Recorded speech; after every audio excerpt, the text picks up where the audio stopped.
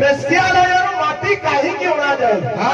ଆପଣଙ୍କର ବି ଶୁଣିଥିବେ, ମୋର ଲାଗି ପ୍ରଶ୍ନ ଅଛି ବାବୁରେ ଯେ ଆଜ୍ଞା ସବୁ ପୂଜାର ବେଶ୍ୟାଳୟରୁ ମାଟିରେ ଅଣାଯାଏ। ଏ ପୂଜାରେ ଅଣାଯାଏ ପ୍ରତିଷ୍ଠା ପୂଜା ଲାଗି ଖାଲି ବେଶ୍ୟାଳୟ ନାହିଁ ଭାଇ। ନଦୀ ସମୁଦ୍ର ସଙ୍ଗମ ସ୍ଥଳର ମାଟି, ପର୍ବତ ଶିଖର ମାଟି, ବେଶ୍ୟାଳୟ ମାଟି, ଗୋଶାଳା ମାଟି, ହାତୀ ଯେନ୍ ଜାଗାରେ ରହୁଛନ୍ ହାତୀଶାଳ ମାଟି, অনেক জায়গার মাটি অনা যাচ্ছে। অবশ্য তুমি শুনিকি পচারুছ কি পড়িকি পচারুছ মতো ডাউট লাগুছে ভাই।